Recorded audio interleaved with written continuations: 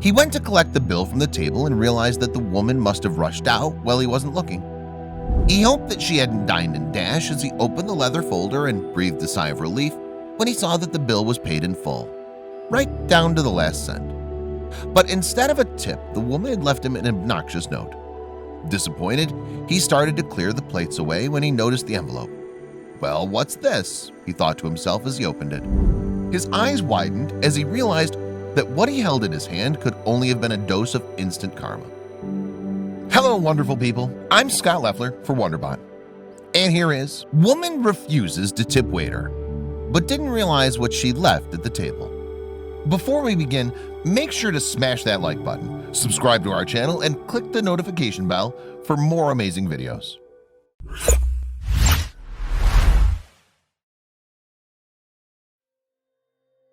For 27-year-old Armando Marcage, the day had started as usual, serving tables at the busy Patsy's Pizzeria in Harlem, New York City. He worked long hours to put himself through medical school and prided himself on providing the best service he could. And he did it all with a smile. Little did he know, one woman on his lunchtime shift was about to test his patience to the absolute limit. Saturdays are some of the busiest times at Patsy's Pizza. Throngs of diners had gathered from all over the city to enjoy the restaurant's iconic pizza, and Armando was quickly finding his hands full. It was just his bad luck that, on top of the pizzeria being packed to the rafters, one ill-mannered woman and her daughter had arrived and were seated in his section. The pizzeria's current owner, Frank Brinja, is extremely proud of the establishment's heritage. Patsy's Pizzeria opened its doors in 1933. The walls were decorated with photographs of numerous patrons' famous faces and accolades, painstakingly collected over a span of 86 years. Armando noticed that the two women had their eyes on the wall, scrutinizing every last detail as they waited to be served. The hardworking server, seeing their unhappy faces, knew right away that there was going to be a problem. Armando quickly approached the women and greeted them with a warm smile as they ordered 2 New York-style pizza slices. So far, so good.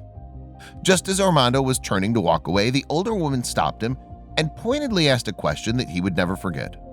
Armando, unprepared for the confrontation, was left at a loss for words. "Why are there so few pictures of women on the wall?" she asked, with venom dripping from every word. Armando opened his mouth to speak, but no words came out. Was she joking? She waited expectantly, and then it dawned on him that this woman's question had been completely facetious, and she expected an answer. Armando laughed nervously and foolishly tried to make a joke, but completely blew it. "Maybe women don't eat a lot of pizza?" he stammered, trying to laugh it off. The woman's eyes narrowed and her mouth turned downward in a mean sneer. She'd made up her mind, and now Armando was going to pay for answering her question so flippantly.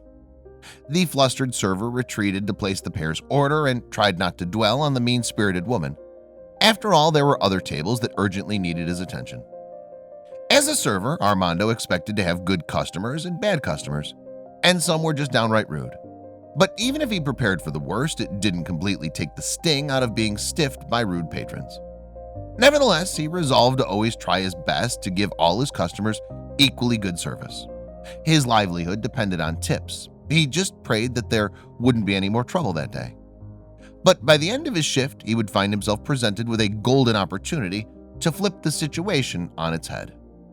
After Armando had brought the 2 women's steaming pizza slices to the table, he quickly moved on to the next customers who were demanding his attention. When they asked for the check, he was sure to deliver it promptly. But the restaurant was getting fuller by the minute. Rushing back to collect the check after attending to another large table's orders, he was surprised to find it empty. He only prayed that the woman hadn't left without paying. But when he looked inside, the note he found was far more hurtful. "Maybe women don't tip either," was obnoxiously handwritten on the receipt. Armando could barely believe his eyes. With a heavy heart, he started to clear the plates when he noticed a white envelope underneath the napkins. Curious, he opened it up and peeked inside. When he saw the Citibank logo appear, he didn't stop to think. He ran out the door to chase her down. "I just pulled up the flap and I saw Citibank and I thought it was important. So I ran out to the street to look for her, but she was gone," Armando recalled. With the woman nowhere in sight, he opened the envelope to investigate further. Inside was a check for the largest amount Armando had ever laid eyes on. The check that the rude woman had left behind on the table was for a staggering $424,000. Armando had a very big decision to make. If he wanted to, he could teach her a powerful lesson. He weighed his options carefully. On the one hand, he had the option to just throw the check away. No one would be the wiser. He could do it in the name of karma. Or he could attempt to cash it, and his money troubles would be over. On the other hand, either decision would make him just as mean-spirited as the woman who had ruined his day. What would you do? After thinking carefully about his moral dilemma, Armando did what most of us would have done. He called Frank Brinja, owner of Patsy's, and put the check's fate in his hands. He called me immediately and hands me this check and was like, "Oh my." I didn't want to put it in my pocket. It was like so much money, Frank explains. We thought for sure it was a billionaire or something who came in here, because who walks around with a check like that? Normally, we just put things left behind in the lost and found box in the back, but I wasn't going to do that with almost $500,000, Armando explained. Frank tried to track down the woman, whose name on the check was Karen Vincourt, but he didn't have any luck. He then decided to wait to see if she would retrace her steps and come back. We decided we'd hold on to the check for a couple of days to see if she'd drop by or if we could find her ourselves, he said. Meanwhile, 79-year-old Karen Vincourt was in a frenzy. Realizing that she'd lost her check, she frantically called her daughter, who proceeded to search through the household trash. Then Karen began to retrace her steps. First, she called the cafe across the street from Patsy's where she'd stopped for coffee earlier that morning. Then she decided to call the pizzeria, but was met with confusion. She said she'd called Patsy's and nobody knew about a check. Vincourt's real estate broker said in an interview, "I didn't stop to think that maybe she called the wrong one." It turned out that the check for $424,000 was Karen's life savings. She'd just sold her apartment, and the amount was the proceeds that she planned to use as a down payment on a new one. Her world felt like it was collapsing around her. And when she called the bank to cancel the check, she got some devastating news. They said they couldn't immediately cancel it because it was a cashier's check. I would have to wait at least 3 days before they could even start the process, and only if someone didn't cash it in the meantime, Karen explained. Without that check, Karen wouldn't have a home. She'd been staying with friends, sleeping on a different couch each night. When Karen hadn't showed up to Patsy's to reclaim her check, Frank decided it was time to enlist professional help. He called a local newspaper and they were able to track her down within minutes. Just under half an hour later, Karen arrived at the pizzeria, and Armando was waiting to greet her at the door. But did she feel sorry that she'd stiffed him so rudely? She was so happy and she was in tears, says Frank. But the second she saw Armando, you could see she got a little shy. She must have felt like a fool.